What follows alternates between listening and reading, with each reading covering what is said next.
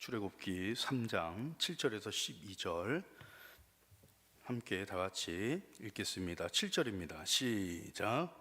여호와께서 이르시되 애굽에 있는 내 백성의 고통을 분명히 보고 그들이 그들의 감독자로 말미암아 부르짖음을 듣고 그 근심을 알고 내가 내려가서 그들의 애굽인의 손에서 건져내고 그들을 그 땅에서 인도하여 아름답고 강대한 땅, 젖과 꿀이 흐르는 땅, 곧 가나안 족속, 헷 족속, 아모리 족속, 브리스 족속, 히위 족속, 여부스 족속의 지방에 데려가려 하노라. 이제 가라. 이스라엘의 자손의 부르짖음이 내게 달하고 애굽 사람이 그들을 괴롭히는 학대도 내가 보았으니 이제 내가 너로 바로에게 보내어 너에게 내 백성 이스라엘 자손을 애굽에서 인도하여 내게 하리라.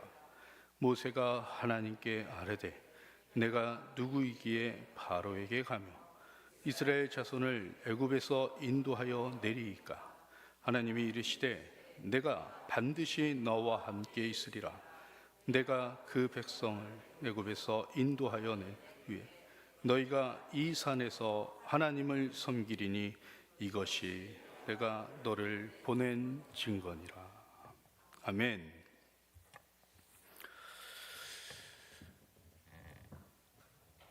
구원의 역사는 하나님께서 친히 하신다. 구원의 역사는 하나님께서 친히 하신다 라는 제목으로 하나님의 말씀 선포하겠습니다. 오늘 말씀 듣기 전에 한번 이렇게 인사하시겠습니다. 4월 한 달도 하나님이 하십니다. 나는 하나님의 도구일 뿐입니다. 지금 이 인사가 항상 저와 여러분 머릿속에 인식되어 각인되기를 바랍니다. 이게 안 되면요, 하나님의 일을 내가 한다. 나는 하나님의 일을 하는 사람이야. 아닙니다. 하나님이 나를 통해 일하시는 것 뿐이지 내가 하나님의 일을 한다고 한다면 잘못하면 교만해질 수 있습니다. 그런데 하나님이 나를 통해 일하신다면 교만해질 수 없습니다. 오히려 겸손해집니다. 오늘 본문 말씀이 이러한 차이점을 알 수 있는 정말 신앙생활에 있어서 너무너무 중요한 말씀입니다. 우리 다시 한번 인사하겠습니다. 4월 한 달도 하나님이 하십니다. 나는 하나님의 도구일 뿐입니다. 아멘이시죠? 하나님께서는 애굽에서 고통당하는 이스라엘 백성들을 구원하시기 위해 인도자 모세를 부르십니다. 모세를 부르시기까지 하나님의 구원의 역사는 5대에 걸쳐 펼치는 기나긴 역사였습니다. 또한 하나님은 아브라함과 언약의 말씀, 우리 창세기 15장이죠. 우리 말씀 한번 띄워주시죠. 한번 다 같이 13절 14절 다 같이 읽겠습니다. 시작. 여호와께서 아브라함에게 이르시되 너는 반드시 자손이 그들을 섬기고 그들은 400년 동안 내 자손을 괴롭히리니 그들이 섬기는 나라를 내가 징벌할지며 그 후에 내 자손이 큰 재물을 이끌고 이 언약의 말씀을 기억하시고 이 말씀을 성취하시려고 하나님의 구원의 역사는 아브라함, 이삭, 야곱, 요셉을 지나 레위 사람 모세의 때에 구원의 역사를 이루고 계신 것입니다. 사랑하는 성도 여러분, 이 구원의 역사는 하나님께서 친히 이루시는 사역입니다. 다만 모세는 하나님의 뭐죠? 종, 그냥 종에 불과합니다. 심부름꾼. 왜 그러냐면 구원은요, 사람의 지혜나 능력으로는 구원을 이룰 수 없으며 오직 하나님의 그 능력, 십자가의 사랑으로만 가능한 것을 말씀하고 있기 때문입니다. 그러니까 철저하게 하나님께서는 지금 당신의 구체적인 구원의 계획을 모세에게 말씀하십니다. 오늘 본문 8절에 한번 보십시오. 오늘 본문 8절에 보시면 뭐라고 처음에 말씀하십니까? 내가 내려가서. 지금 모세 보고 네가 내려가서 내 백성을 이끌어 나오라고 하셨다면 내가 하는 거지만 하나님이 친히 내가 내려가서 내 백성을 이끌고 나오리라 하셨기 때문에 구원의 역사는 누구한테 맡기신 것이 아니라 당신이 직접 하시는데, 이 당시에는 말씀으로 역사하시지만 지금은 어떻게 역사하시죠? 하나님이 성령으로. 오늘 이 시간도 성령으로 역사하시는 줄 믿습니다.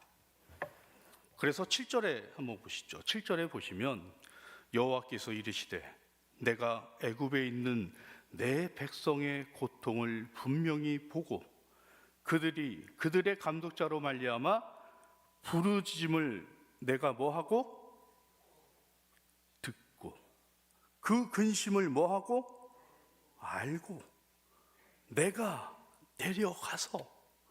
할렐루야. 아까도 말씀드렸지만 이게 만약에 하나님이 모세에게 명령하신 말씀이면 모세야, 내가 내 백성의 소리를 들었으니까 네가 내려가서라고 할 텐데 8절에 다시 보십시오. 내가 내려가서 그들을 애굽인의 손에서 건져내고 그들을 그 땅으로 인도하여, 즉 새로운 땅입니다. 아름답고 광대한 땅, 젖과 꿀이 흐르는 그 땅으로 내가 인도하리라 하는 계획을 지금 구체적으로 말씀하신 것입니다. 그래서 지금도 성령으로 역사하시는 하나님은 저와 여러분의 고통을 보고 부르짖음을 듣고 여러분의 그 수고를 알고 계신다는 것을 믿고 기도하시기 바랍니다. 아멘. 그렇다면 오늘 한 영혼을 주님은 뭐 하시고요? 보시고 또 뭐 하시고 있습니까? 들으시고 그 다음은 아시고 계신다는 것을. 그러면 한 영혼에 대해서 하나님께서는 보고 계시고 지금도 듣고 계시고 알고 계신다는 이 사실을 모르고 있는 우리 목장 VIP들에게 알려주는 것이 바로 전도입니다. 그래서 전도는 하나님은 당신의 고통을 보고 계시고 하나님께서는 당신의 소리를 듣고 계시며 당신의 그 속사정까지 다 알고 계신 그 하나님을 찾으십시오. 그 하나님을 만나야 합니다 라고 하는 것이 전도입니다. 지금도 하나님께서는 이미 보시고 들으시고 그리고 알고 계신다는 사실을 지금 우리가 알았더라면 이런 하나님은 지금 어떤 하나님이십니까? 전지성을 말씀하고 있는 거죠.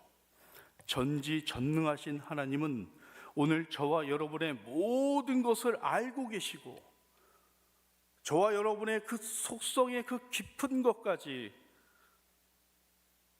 그래서 하나님께서는 오늘도 우리에게 약속의 말씀을 주십니다.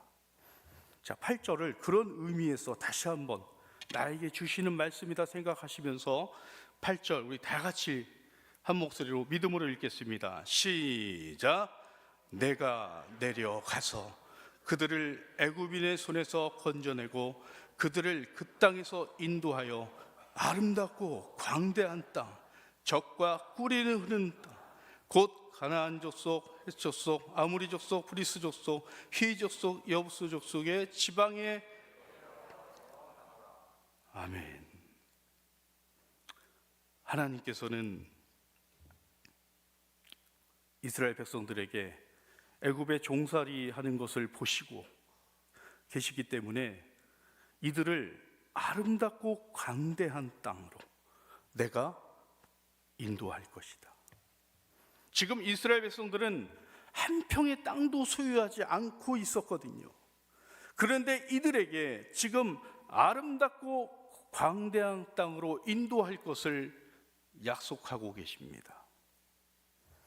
그래서 고통당하는 이스라엘 백성들에게 하나님은 모세를 통해 소망과 비전을 말씀하며 구원의 계획을 말씀하고 계시는데 정작 모세의 반응은 어떻습니까? 왕자로서의 40년, 목동으로 40년, 합이 몇 년이죠? 80년간 연단을 받은 모세지만 하나님 앞에서는 그 인간의 그 나약성을 보여드리면서 두렵고 떨리는 그 진실한 마음을 하나님 앞에 지금 솔직히 말씀을 드리고 있습니다. 우리 11절 다 같이 읽겠습니다. 시작.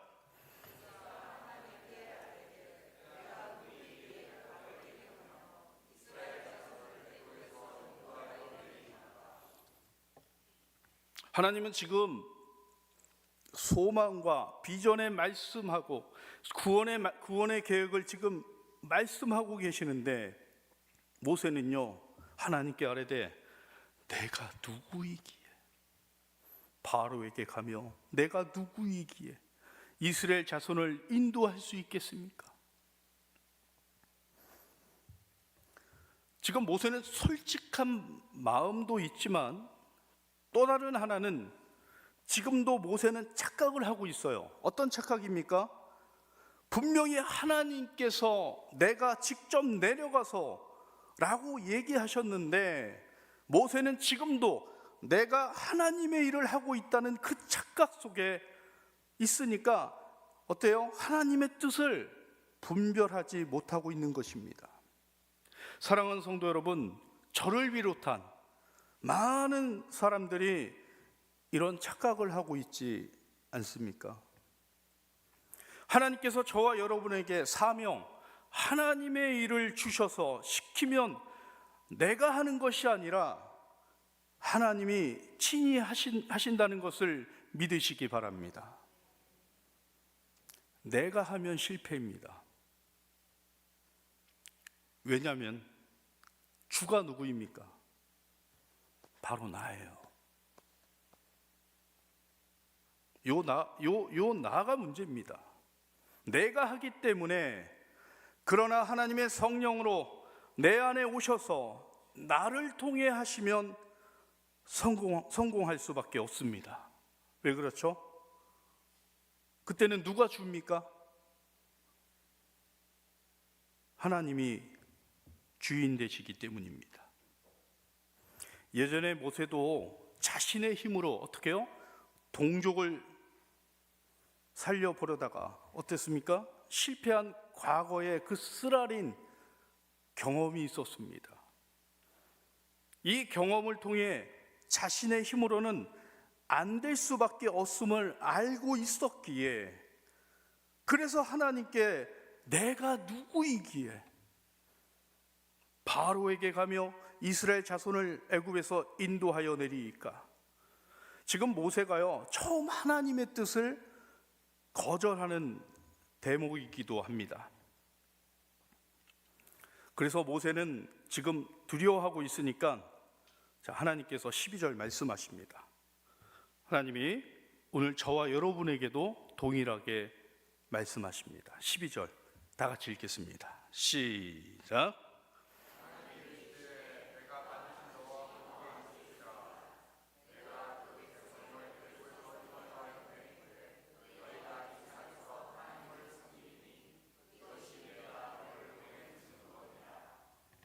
하나님이 이르시되 내가 너와 함께하리라. 아멘. 내가 너와 함께 있으리라 약속하시잖아요. 여기서 반드시 너와 함께 있으리라. 함께,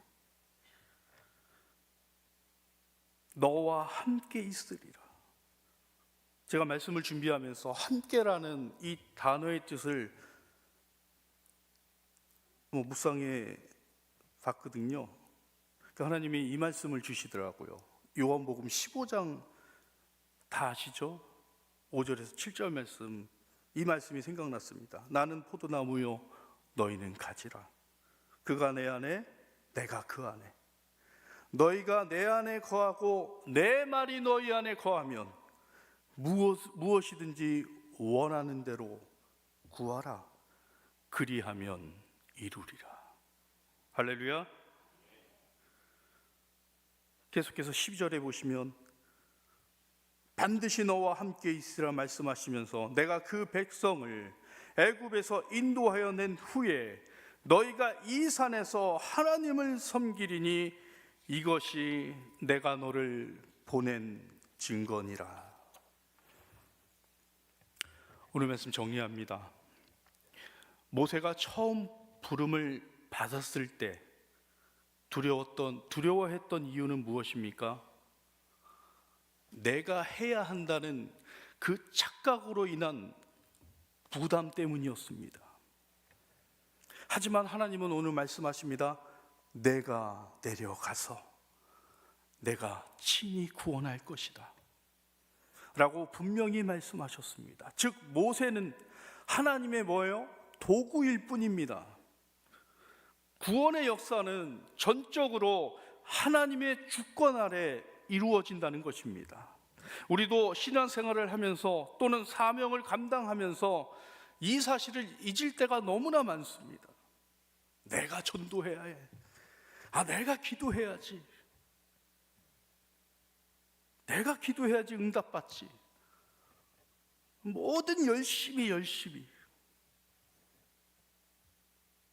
하지만 이런 생각이 깊으면 깊어질수록 우리는 지치고 부담을 느끼며 심지어는요 교만에 빠질 수도 있습니다.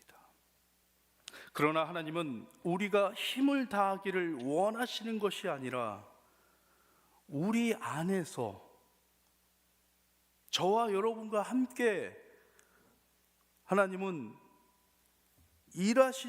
일하시도록 내어드리기를 원하신다는 것입니다.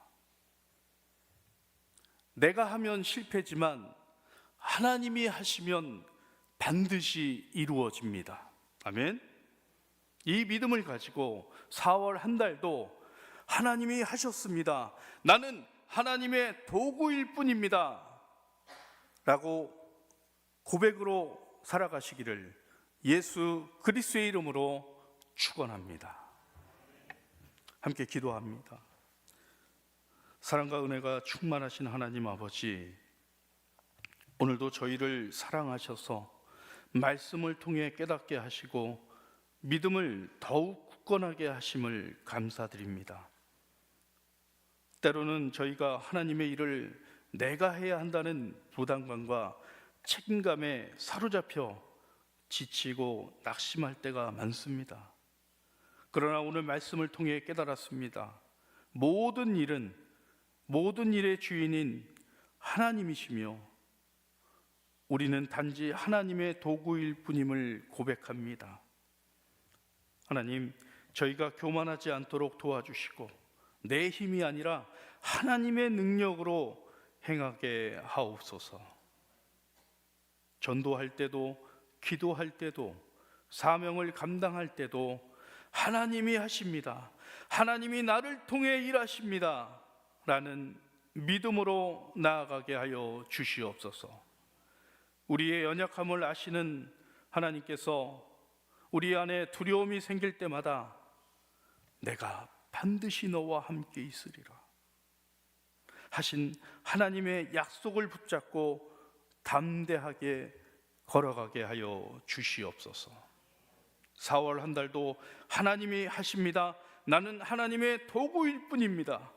이 믿음으로 살아가기를 소망합니다. 오늘도 우리의 삶을 친히 인도하여 주시옵소서. 감사드리며 살아계신 예수 그리스도의 이름으로 기도드립니다.